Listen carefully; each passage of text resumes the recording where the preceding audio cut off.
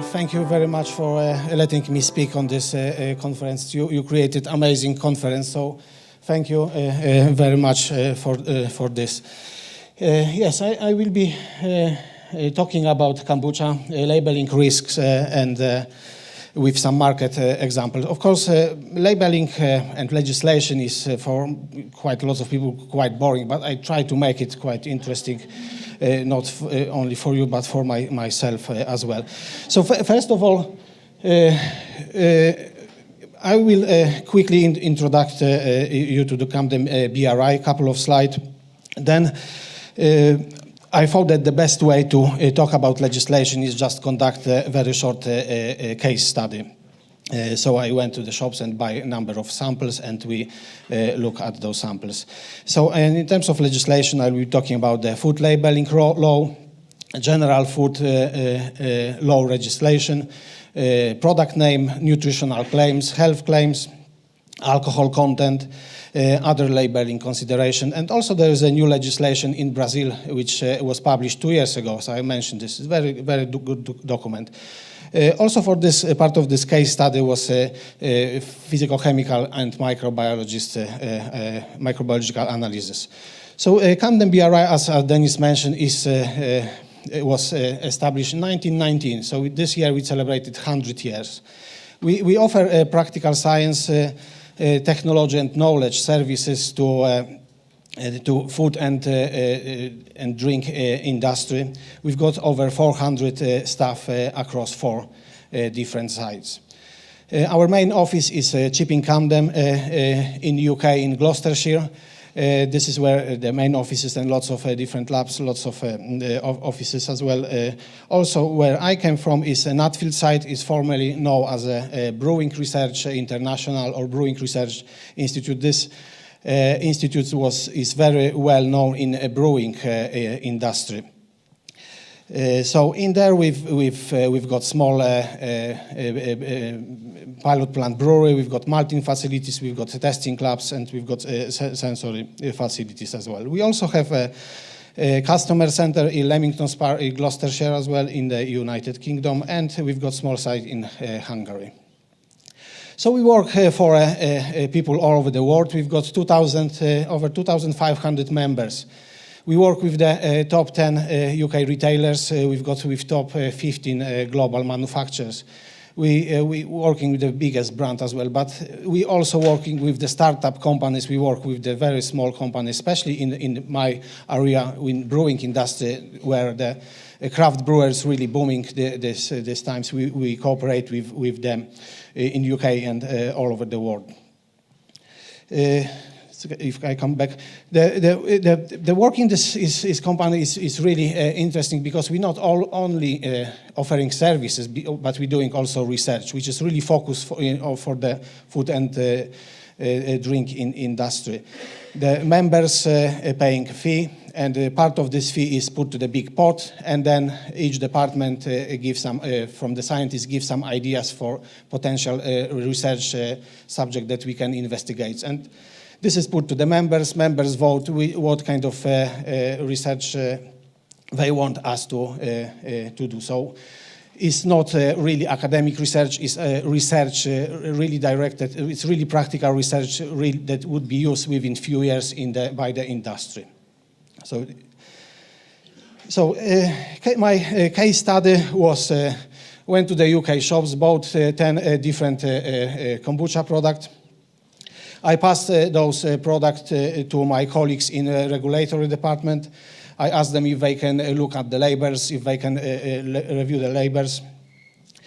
Also, because I'm a scientist, I was very interested in physicochemical characteristics. So we measure alcohol, pH, total acidity.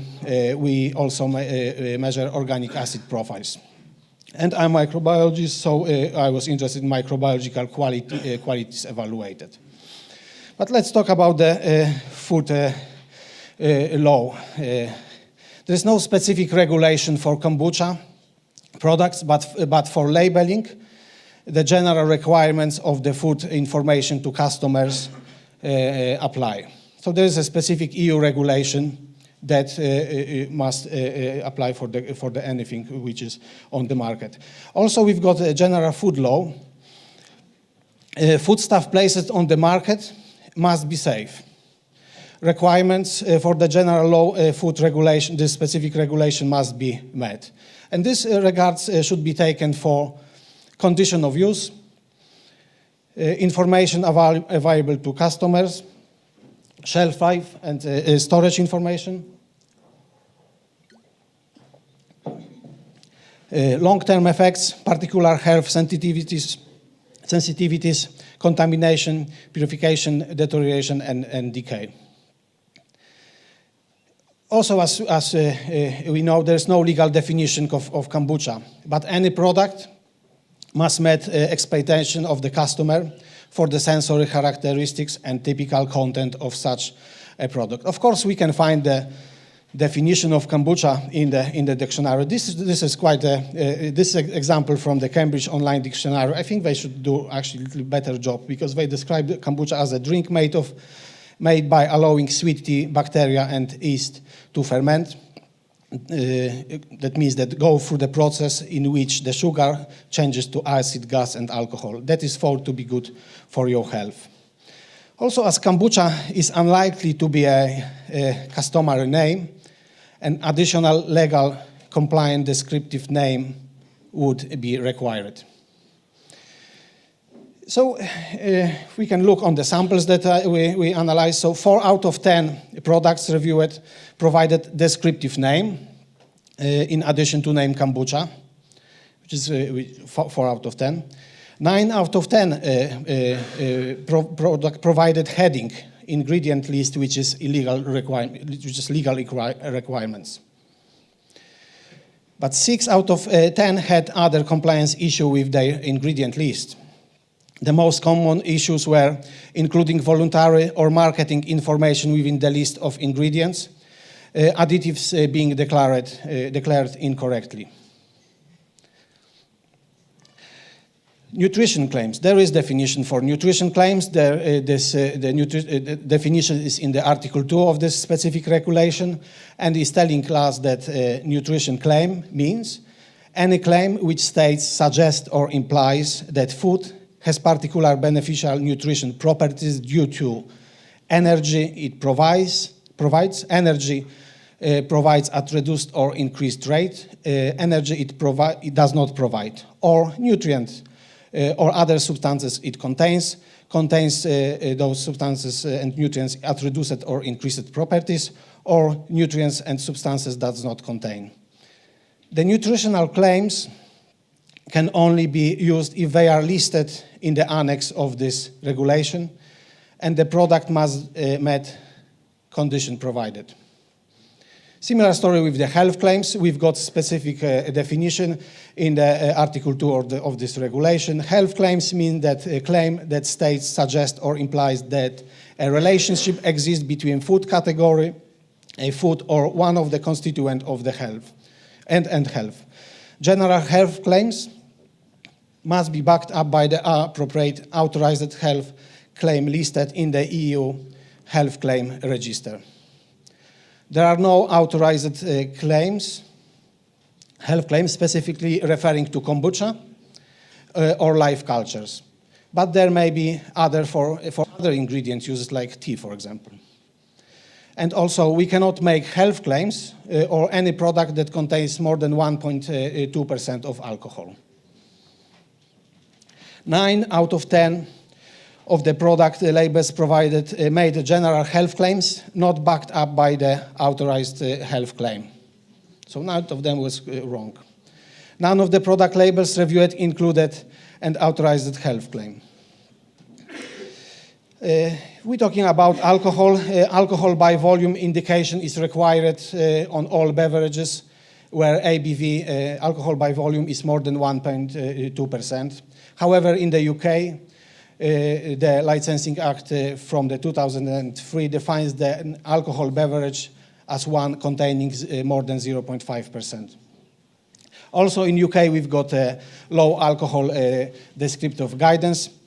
This is only guidance, this is not legislation, so people can follow this or not, but it's quite helpful. So this guidance divided product for 4 groups: low alcohol, non-alcoholic, alcohol-free, and de-alcoholized. This is not specifically designed for the kombucha, this is for all the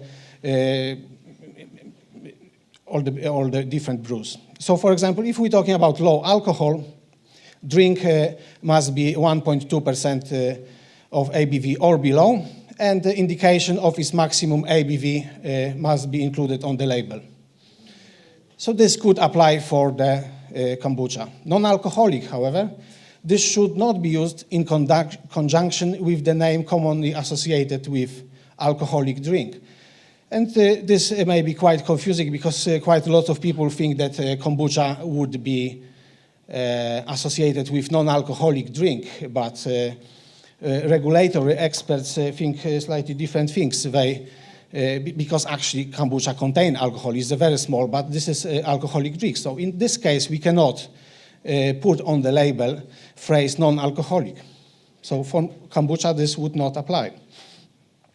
Alcohol-free, this should be applied for the drink from which alcohol was extracted. If it contains no more than 0.5% of alcohol, so this could apply for the kombucha. And de-alcoholized, this should be applied to a drink from which alcohol has been extracted, and this contains no more than 0.5% of alcohol.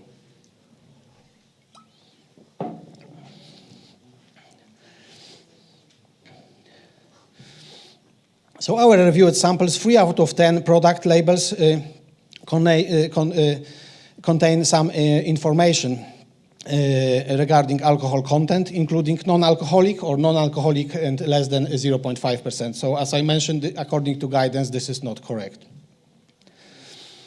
What is good, however, that our kombucha samples contained some of the warnings. For example, not suitable for young children and pregnant or breastfeeding women because it's alcoholic drink. Not suitable for a pregnant breastfeeding woman, advice based on the drink being unpasteurized. A warning, open with care, open slowly due to fizzy nature, or information about the bits and strands of culture that may be present. Other important labeling consideration would be about live cultures. If we providing quantity information, this must be demonstrated that the level of live cultures is present throughout the whole shelf life and is the same or within the limit at the end of the shelf life. Also, we cannot list live cultures in the nutritional table. Marketing terms such as pure, raw, of natural. In UK, we've got a guidance for this made by the Food Standard Agency, but golden rule is really applying to Article 7, which states that food information must be accurate, clear, easy to understand, and must not mislead the customer. There's also other labeling consideration for organic product. This must be met of the requirements within the regulation, the specific regulation, and product must be certified. So our samples, 6 out of 10 of the product reviewed were organic, with a further 2 out of 10 using 95% of organic ingredients. Of course, we would have to verify if this is true, which is not take a bit more time. So, 8 out of 10 of the labels reviewed had compliance issues with the nutrition information, including not all mandatory nutrients were included. Information in linear form when there is a space for a table, the word trace being used in nutritional table, live cultures being listed in the nutritional information.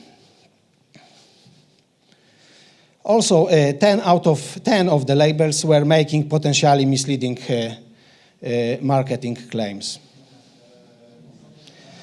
What is, of course, we in Europe, UK, we can do lots of different things at the moment. We don't have specific legislation. We have to apply for the within the general rule. But in Brazil, a couple of weeks ago, they published legislation specifically for kombucha.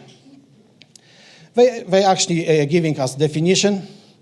Kombucha is fermented beverage obtained through aerobic respiration and anaerobic fermentation of brews obtained by infusion or extract of Camellia sinensis and sugars by symbiotic cultures of microbiologically active bacteria and yeast. Which is very good about this, that they actually giving us specs for the kombucha. So specification for parameters like pH. pH of kombucha should be between 2.5 and 4.2.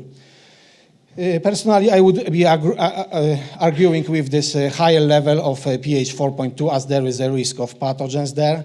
But I guess in this case, the product would be pasteurized maybe. Also, they divide kombucha into two groups, non-alcoholic kombucha and kombucha with alcohol.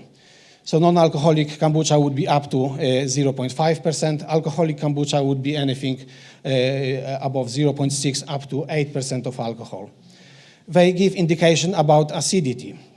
Titratable acidity in microequivalent per liter this is slightly different than total acidity because of the units they use 30 between and 130. And they give a specification for the carbonation, which should be 1.1 and 3.9.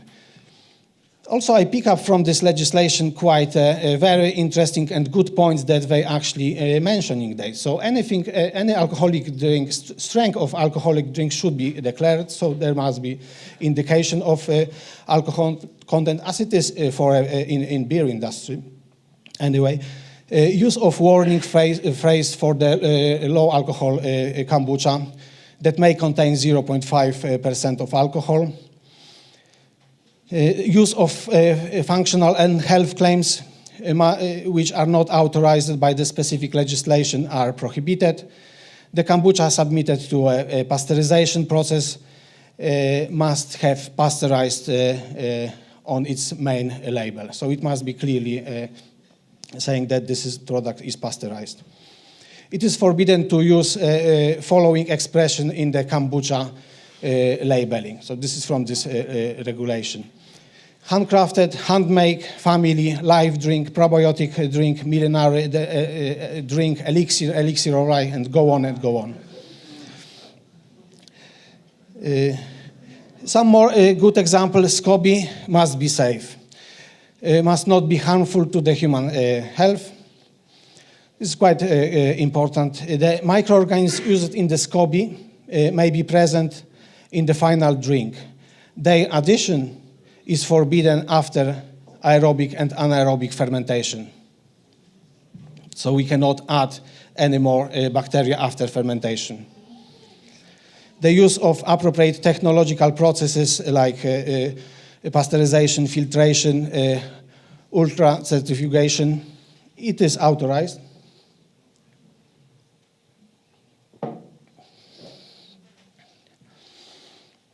Presence of microbiological contamination in concentration higher than permitted by the specific regulation is prohibited. Similar with pesticides residue. There are certain levels of the that have to be met. Addition of any ingredient that may be used for adulteration of the product is not permitted under specific legislation. Also, addition of volatile acids, synthetic or those derived from sources other than fermentation process of the raw materials is not permitted. So let's go back to our case study and talk about the other tests that we done. So we evaluated physicochemical parameters, alcohol, pH, acidity, organic acids profile, and microbiological quality. If we're talking about the alcohol, there's basically two ways of measuring alcohol. We can use the measuring alcohol, which is measuring ethanol content by the gas chromatography, which is very commonly used in the brewing industry. This method is very very sensitive, is very accurate, but only measure ethanol. And ABV is alcohol by volume, so it may contain other alcohols as well.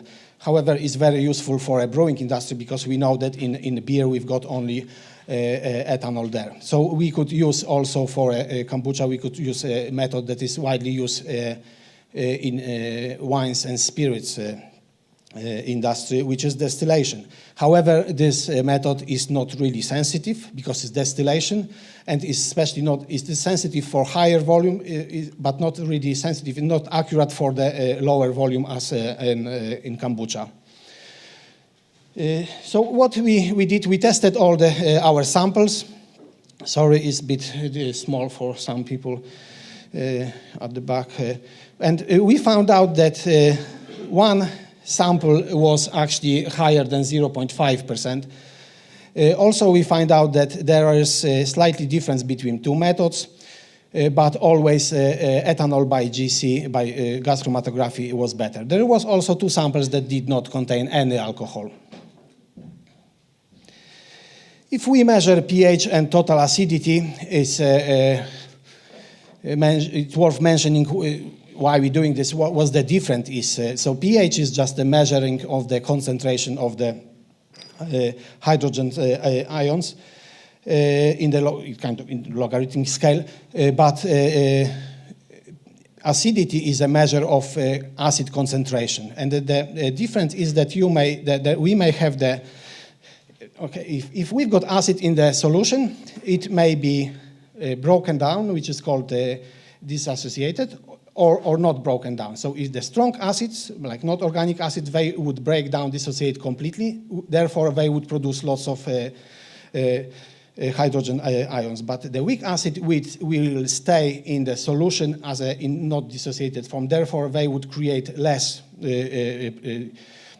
hydrogen acids. Therefore, it's good to measure both things, pH and acidity. But acidity would give us exact concentration of the specific of the acids which is in the solution. So just for example, this is some of the products that have similar pH of the kombucha. So we've got here grapefruit juice, orange juice, cranberry juice, wine, vinegar, soft drinks, energy drinks, and kombucha. And we can see that acidity, which is in green color, is completely different for those products. Our samples, this time they were very good because pH was very similar for all the products, and also acidity was really similar. So there was no very big differences between the products, which this improved over the few years time. When we did a similar study a couple of years ago, we could see much bigger differences. But what also we can do, we can also, instead of doing, or in addition to doing acidity, we can actually measure different acids concentration. So we can measure what we call acids, we can do acids profile, which measure concentration of each specific acid. So this would be done by liquid chromatography, mass spectrometry. It's worth mentioning that because the kombucha is really complex liquid, for each test, for each kombucha, we have to create different standard curve. So it's really take lots of work. Also, when we do detection, sometimes we cannot get the very good peak from the testing because they are masked by the other substances. So therefore, we have to very often doing additional purification of the kombucha to get good limit of detection. So this is our results from this samples of different acids. So we can see that those are very big differences. But in some cases, we can only see that most dominant in one product is acetic acid. But in others, other acids are present. This is a very good tool to, let's say, monitor your process, to check what's happened during shelf life, to do study what acids to build up your kombucha tasting profile, to connect it to find out what actually people really want and to deliver to them. And from microbiological aspects, we have to make sure that we haven't done we just did for those 10 samples just basic microbiology testing, but what we also would be advised to do, check that a product is safe, there's no pathogens or microbial derived toxins.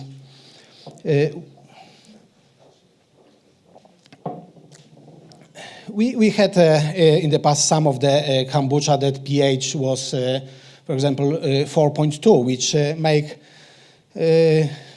possibility for pathogens to survive. Also, if the process is not correct, there is a possibility of Bacillus cereus surviving during fermentation and growing, and therefore there is a possibility of toxin of Bacillus cereus present in the kombucha. Of course, no one would be looking for it, but we should be aware of this when there is something wrong with the fermentation.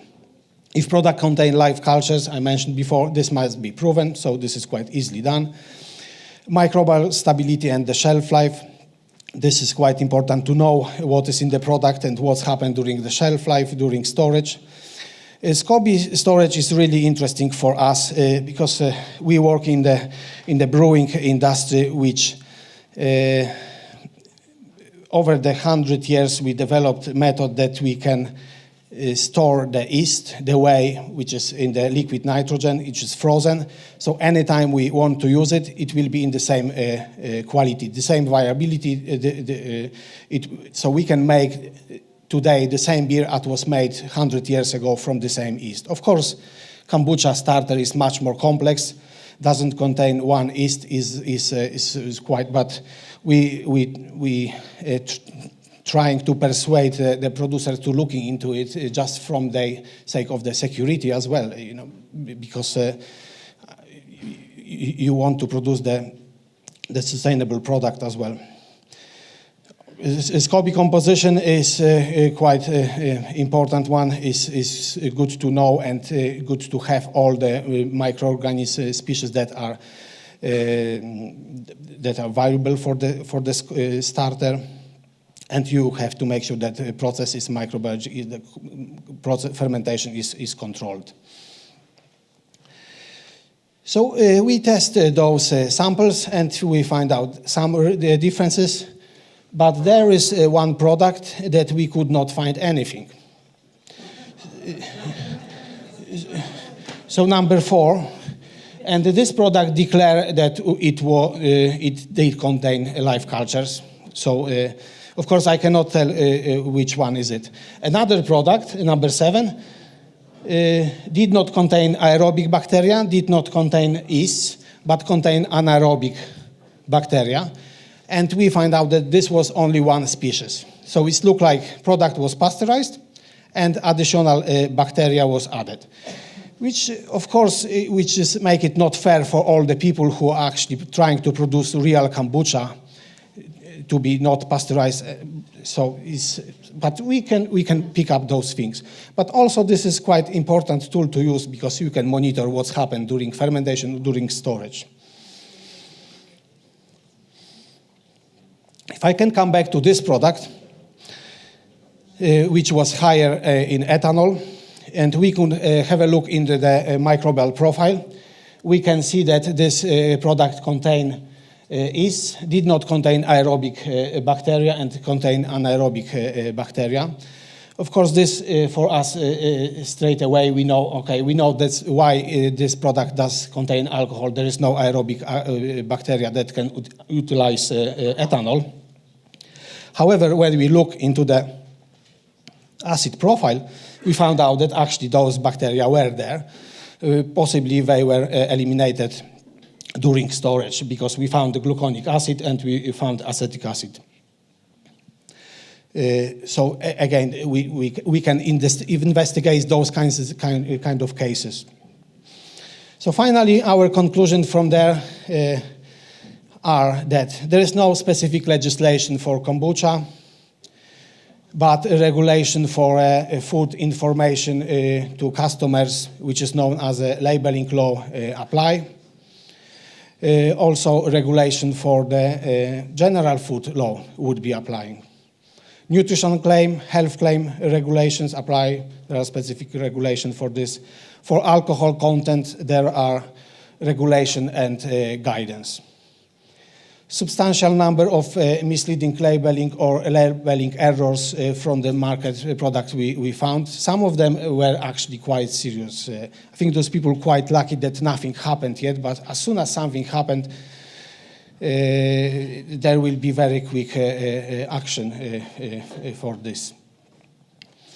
One sample from the market contained over 0.5% of alcohol, which is slightly too much in UK. 5 minutes? Yeah, 1 minute, yeah. There is also new kombucha legislation in Brazil. I encourage you to look into this legislation because as a legislation document is really very informative and very easy to read and very easy to follow. It's really a very good document. Thank you very much. Hi, Gregor. Thanks very much for your very nice presentation. You had in the last slide, you had some that there's some misleading information on the labeling, and 10 out of 10 have misleading marketing. So can you give some examples of that? And secondly, what is the effect of this? Can you be prosecuted, or what is it? Because you're not abiding by some laws, what is the effect of this? I cannot tell exact examples because I could tell you, giving you example which product is it. Also, I don't have it because my colleagues from the regulatory department gave me those examples. At the moment, because kombucha is still not really very big, no one is really picking up on this. Also, if your label is not correct, you may have problems supplying your product to the biggest supermarket if you want. Some of them are just guidance, but general food law must be met, general legislation. Marketing claims, yes, I just cannot give you examples. Yeah. But thank you for the question. You can talk later. Can you hear me? Yes. Hello, my name is Matat. I am from Israel. And in Israel, currently, kombucha is totally illegal from the place that the health ministry still is not understanding that food can be unpasteurized. And so we are here as part of our mission to collect the information that we need to legalize kombucha in Israel. And I wanted to ask you if there's some specific guidelines or something specific that you can say okay, we are doing this and that's why we are okay. Product must be safe. Yeah, that's the main thing. So if you don't pasteurize your product, you have to make sure the product is safe, there is no pathogens, the pH is within the kind of normal set. So it's don't know what else to say. Of course, if you pasteurize product, there is really not any more kombucha because you kill all the valuable microorganisms. Some people would maybe add some probiotic after, but I don't think that people would want to see a product that was pasteurized and then a bacteria was added. Like good example is yogurt, for example. You would not expect to have a milk that was treated with acid and then supplemented with bacteria. So I don't know what else to add. Maybe we can chat later. I'm not sure if I answered your question. Hello? Okay, cool. So in terms of alcohol labeling, it always, like you're mentioning, less than 0.5 or less than whatever. Is it possible to have around 0.5% alcohol, or is that too not specific enough? I show some results from 2 different ways of testing it. So they were showing a different result, but they were still above 5%. You just, I don't know. I mean, there is no specific legislation for this, so you can argue that, for some kind of tolerance, there is there. But also, if you've got yeast there, and if you've got long shelf life, is very likely, and some kind of nutrient, it is very likely that this concentration of ethanol will increase within the shelf life. So you have to, if you've got at the beginning of the shelf life over 0.5%, it just make you worry what's going to happen. So probably for your security, you would not want to do this. But also another thing is that if you've got high alcohol percent, you may be, someone may come after you for paying a tax for selling alcohol. I don't know what the specific regulations are, but all the alcoholic drinks are taxed. Yeah, if the alcohol is going up, you increase your risk of exploding bottles. So. We're just going to have to take our last question, and then Fabio is going to talk about the break and what's happening.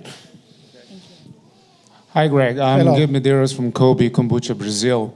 And it was awesome to see you mention that legislation just came up 2 months ago. What's interesting is that 3 years ago, there was no kombucha market in Brazil. It just happened in 3 years, and it's a wild west today. About 70 brands, right? And probably 0% would comply to what the legislation came up.